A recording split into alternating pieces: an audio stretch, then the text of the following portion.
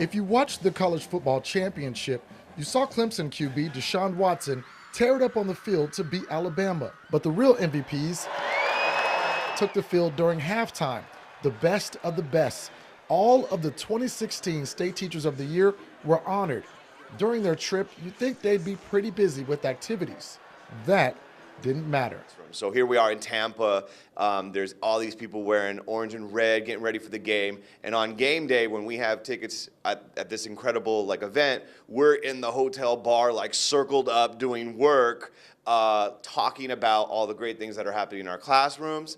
I think there are just some really big things at stake here, and I think it's definitely worthy to have teachers say, no matter what side of the political aisle you're on, public ed is for everyone. 45 of them formed a new organization called Protect Public Ed. Their motivation, troubling words and actions from students they saw following the 2016 presidential election. Their goal, to give teachers a megaphone. One, we had a number of students that were concerned about the outcome of the election, so we wanted to present kind of a reassuring message that everybody's welcome in our classrooms. It doesn't matter what your background is, everyone's welcome, and we'll teach you no matter what your circumstances are. The other element is we wanted to also push for defending public education. So part of what we're trying to do is not simply to give voice to national concerns, but to give voice to teachers at all levels, and not because necessarily we want to give voice to teachers, but that's the way to give voice to our students. Have you guys heard some alarming things from students as far as their concern after, this election? I have a student who is disabled in a wheelchair, and he's, man, Mr. Jocz, did you see what he did, on TV with mocking the reporter? And so, there's these real concerns from everything to where they're going to live, as with their family, will their family get deported, to will they have a right to marry the person they love, to just, is their basic human dignity going to be respected by the leader of their country? And I found that one of the things that bothered me about this election was that there was no nuance a lot of times to the statements being made about subgroups or marginalized populations. They were very explicit comments or patterns of behavior. So even though some people may think that a 10 and 11-year-old may not be aware of what's going on, with explicit derogatory remarks about women, people of color, people with disabilities, it made it very hard to protect or shelter children from what that meant. And I come from a red state, as well as Anna and Tim, coming from a complete red state, and I actually teach in a school. We had a mock election and Trump won the election at our school the day prior to the actual election. So I come from a different situation, even though I've been in more diverse situations as well, in that my job is to start a conversation. That's what I go to work every day, is to start a conversation with my students, and that's what Protect Public Ed is. We are not we are not a nonprofit. We are teachers coming together to speak for our profession and to speak for our students. Were there good things that President Trump said that are positive for the future of education? I see comments in response that are decrying the work that is happening in schools and saying that these are just more teachers who are upset that Hillary didn't win. That's not the case. The case is that we need to have politicians and leaders in our government that are saying positive things about students and being positive role models, and I have not heard that.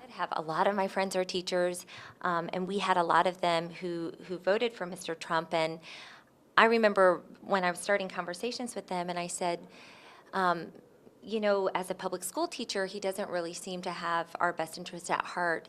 In fact, a lot of the work that we're doing, he is talking about doing completely the opposite. How are you able to make peace with that in your heart? And I think that a lot of them felt like there were other issues that were more important than public education. What does it mean to protect public education?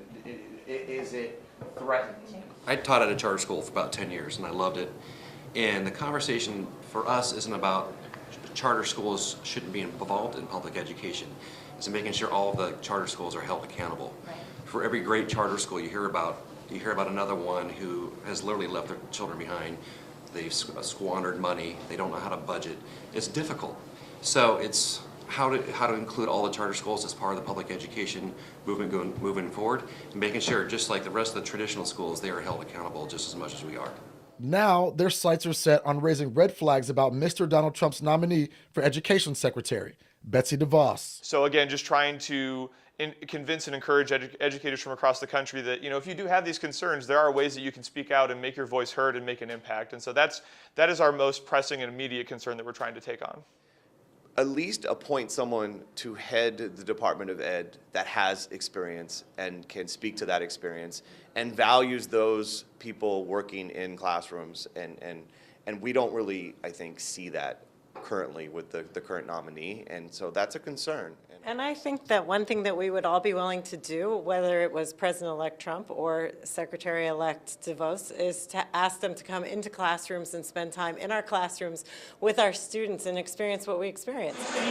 Still, for them, it was pretty awesome to get recognized at one of the nation's biggest games. So how did you guys feel when you were told you get to go to the national championship game?